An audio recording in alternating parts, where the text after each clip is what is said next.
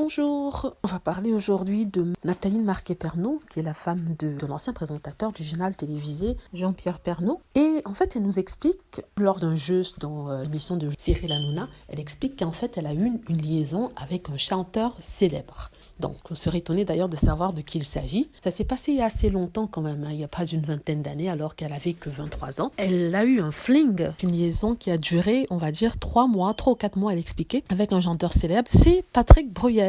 Voilà, elle a lâché le morceau lors d'une table ronde des animateurs de Cyril Hanouna, où Cyril demandait à ses animateurs s'ils étaient déjà sortis avec des personnes célèbres. Certains ont lancé des noms surprenants d'ailleurs. Et celle qui m'a beaucoup marqué, c'est Nathalie Marquet-Pernot qui disait que voilà, elle a eu une liaison avec Patrick Bruel. C'était pas connu du monde, elle n'a jamais voulu s'exprimer par rapport à ça parce que voilà, ce sont des personnes privées, c'était du passé et que maintenant elle peut s'en vanter un tout petit peu. Donc on voit de plus en plus Nathalie Marquet-Pernot à la télé ces temps-ci parce qu'elle est devenue une personnalité et son monsieur, lui, après sa retraite forcée parce que le coronavirus et toutes les exigences de ce rôle-là, il était un peu peut-être difficile à supporter et maintenant, il se retrouve à la maison alors qu'elle, elle va travailler. Donc, c'est un renversement des rôles qui est assez intéressant, sachant qu'ils ont quand même une différence d'âge d'une vingtaine d'années, ce qui avait à l'époque alors fait sourciller, mais bon, maintenant, ça ne le fait plus parce qu'il y a tellement de couples dans ce genre de relation où l'homme est un peu plus âgé, ou c'est l'inverse, sa femme qui est un peu plus âgée, mais ça ne le fait plus sourciller. Ce n'est plus quelque chose qui fait se poser des questions, les gens s'en fichent complètement. Donc, elle raconte justement sa vie